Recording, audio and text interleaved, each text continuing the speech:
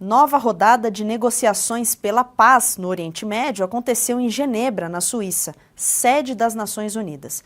O correspondente internacional Ivan Kleber atualiza aqui para nós. Ivan, muito boa tarde, seja bem-vindo. O que esperar dessas negociações em Genebra? Boa tarde, Tawane. Uma saudação especial à nossa audiência aqui do Jornal da Oeste. Pois é, temo que tenha sido uma reunião para definir quando será a próxima reunião. A reunião terminou agora há pouco e líderes do Reino Unido, França, Alemanha, ministros das Relações Exteriores, melhor dizendo, né, Tawane, estiveram reunidos com o ministro das Relações Exteriores do Irã. A posição do Irã ela é muito simples. Enquanto Israel estiver atacando o país, não existe como começar as negociações. Do lado dos três países europeus, o que se diz é que o Irã deve voltar a conversar com os Estados Unidos. Lembrando que a administração Trump não enviou uma comissão, não enviou um representante para esta reunião. O lado alemão disse que a reunião até foi produtiva, mas não se sabe agora qual será o próximo passo, porque justamente o Irã continua irredutível enquanto aos ataques israelenses. Quem andou falando foi Vladimir Putin. Ele fez algumas declarações e disse, Tawane, que a Rússia apoia o programa pacífico, programa nuclear pacífico do Irã, e que em algum sentido a Rússia e o Irã estão combatendo o mesmo inimigo. Olha que declaração importante que o Vladimir Putin deu agora nesta tarde de sexta-feira, fazendo uma alusão à guerra da Rússia com a Ucrânia e esta guerra entre Israel e o Irã. Então, Vladimir Putin dizendo que ele, o seu país, melhor dizendo, a Rússia e o Irã, estão combatendo o mesmo inimigo, Tawane. Pois é, Ivan, vamos seguir então com os nossos comentaristas. Marina Helena, vou abrir a sua pergunta para o Ivan. Tá aí a reunião, ele teme que seja feita uma outra reunião e a gente tem essa situação difícil, né, do Brasil com as declarações dele, e agora o Trump ainda vai decidir, ter uma postura um pouco mais temperada, ele prefere decidir essas negociações, esperá-las, né, para poder decidir interferir ou não. Ivan, você vê essa postura do Trump, mas uma coisa que até a gente já tinha conversado, né, que eu acho que ajuda, porque é muito dividida a questão da entrada ou não da guerra, né? Mesmo entre os republicanos, há aqueles que apoiam e aqueles que não, mas me parece que a população é bastante favorável a isso, né? Porque de fato, a população americana, a mesma coisa acontece em Israel. Lá a gente vê que a aprovação dessa guerra contra o Irã, ela acontece tanto entre os apoiadores do primeiro-ministro Benjamin Netanyahu, quanto aqueles opositores. Então, todos veem como, de fato, a questão da bomba atômica iraniana ser um risco para Israel. E a mesma coisa parece acontecer nos Estados Unidos, que a população vê isso como um risco grande aos Estados Unidos e, portanto, apoia. Você acha que isso pode, de alguma maneira, influenciar essa decisão do Trump? Boa tarde, Marina. Eu acredito que sim, os números são favoráveis a uma intervenção.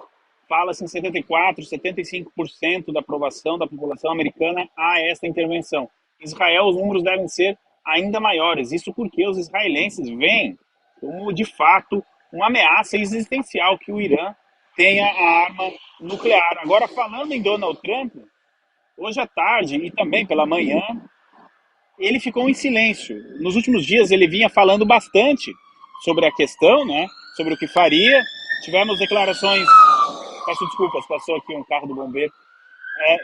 A Casa Branca fez essas declarações na quarta-feira, dizendo que ele iria esperar 2 semanas para decidir o que fazer.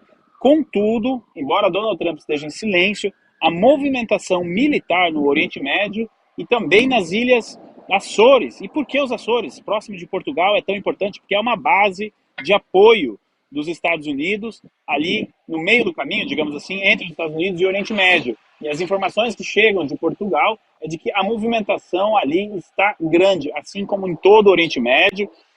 O porta-aviões Nimitz deve chegar entre hoje e amanhã na região e já especula-se o envio de um 4º porta-aviões para a região. Então, Donald Trump pode até estar em silêncio, ter dado essas 2 semanas, mas o que a gente está vendo nas operações indicam que ele está propenso, sim, à opção militar. A outra informação de agora há pouco é de que o governo britânico, o Reino Unido, está iniciando planos para retirar seus cidadãos de Israel. Essa informação também vai na linha de que as tensões devem aumentar. Então, repetindo aqui, o Reino Unido está com planos para começar a retirar os seus cidadãos de Israel enquanto ainda nós temos tempo, né?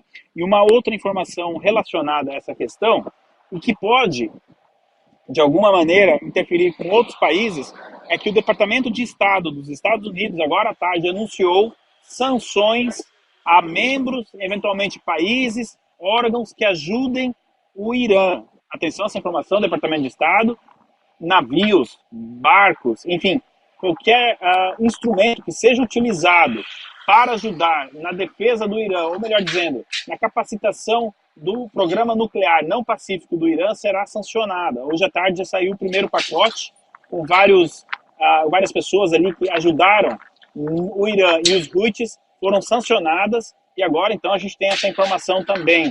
Marina, Tawane, eu devolvo para você. Tá aí, informação nova do Irã a respeito das sanções possíveis a quem auxiliar o território do Irã. Jorge Serrão. Brasil, aí, ó, boa dica para você começar a ajudar o Irã, hein? Mais uma para conta na guerra com o Lourão. Agora, Ivan Kleber, vários conflitos, esses recentes do mundo, começaram com promessa de acabar depressa. A Rússia garantia que ia esmagar rapidamente a Ucrânia, e isso não aconteceu. O conflito se desenrola até hoje.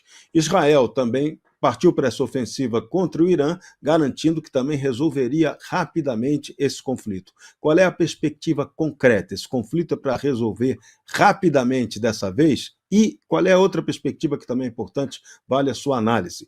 Para os Estados Unidos, é interessante a volta do Reza Pahlavi ou que se implante definitivamente algo democrático, algo mais seguro e estável no Irã? Olha, Serrão, como você bem sabe, a história está cheia de guerras que começaram para durar 2 semanas e duraram anos, né? Você citou muito bem a guerra da Rússia. Israel, na semana passada, a Marina hoje lembrava, né? Já estamos no 8º dia, quando eles anunciaram a operação, eles disseram que deveria durar 2 semanas. Então, tecnicamente falando, pelo aquilo que foi dito pelas forças israelenses, estamos na metade da operação. Uma entrada dos Estados Unidos pode encurtar aí os prazos e o regime eventualmente capitular e o sistema nuclear do Irã ser aniquilado, o que colocaria, tecnicamente, um fim na guerra, não é? Agora, é aquela coisa, guerra, que nem eu disse, a gente sabe quando começa, como começa, mas nunca sabe como e quando termina. A população de Israel está se prevenindo para um combate aí de meses. Não é? Vale lembrar que Israel já tem a questão de Gaza, o Hamas, teve a questão do Hezbollah e agora, então, talvez o inimigo final, o Irã. E sobre a questão do Reza Pahlavi, é muito interessante você trazer esse ponto, porque é o eventual herdeiro do trono, mas também é o único que no momento parece conseguir conversar com as várias divisões que existem na oposição iraniana. Um ponto forte que o regime trabalha é justamente nessa divisão da oposição no Irã. Mas o Pahlavi parece ser aquele que, no momento, consegue unificar, ou pelo menos dialogar com essa oposição, para justamente tentar voltar ao poder.